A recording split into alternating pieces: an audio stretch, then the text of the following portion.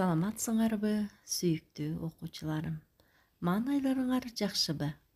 Адабий окуу сабагынан бүгүн силер менен дил баян жазабыз балдар. Дил баяндын темасы өзүнүкү жана өзгөнүкү. Эмесе кулак салып угуп отургула. Тексти окуп берейин. Тилек менен Кушубек кошуна жашайт. Бир күнү алар жолду чаңдатып ойноп жүрүштү. Анан чарчашты. Чыбыктан ат кылып минели, деди Кушубек. Экөө үйлөрүнө кетишти. Тилек короодогу талды сындырайын деп ойлоду. Бирок аяды. Көрсө атасы тилдейт да. Анан ал Кушубектин короосун карады. Эч ким көрүнбөйт. Жашырынып келип алардын талынан сындырып алды. Короонун тешигинен сойлоп чыгып келатса, алдынан Кушубек жолукту. Экөө сүзүшүп калышты. Ал дагы талдан сындырып алыптыр. Тааныды. Көрсө Кушубек да өзүнүкүн аяп, Тилектин короосунан сындырганын түшүндү. Кушубек да түшүндү. Ошентип экөө бири-биринен аябай уялып калышты.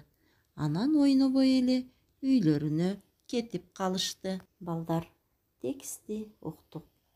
Түшүнүгүз боюнча сулуу, катасыз кылып ойлорду тизмектештирип жазууга аракет жасайлы балдар. Дептерлерди ачып, бүгүнкү числону коюп, теманы коюп коебуз. 12 октябрь өзүнүкү жана өзгөнүкү. Балдар, дил баян жазуу үчүн текст боюнча биз план түзүп алалы. Биринчи, Тилек менен Кушубек эмне кылып жүрүштү? Экинчи, Тилек эмне деди? Үчүнчү, экөө кайда кетишти? Төртүнчү, Тилек кимдин короосуна кирди? Бешинчи, Тилек менен Кушубек кайдан жолугушту? Алтынчы, алар эмне үчүн биринен бири уялды? Балдар, ушул план боюнча ойлорубузду тизмектештирип, сулуу, катасыз кылып жазабыз, балдар.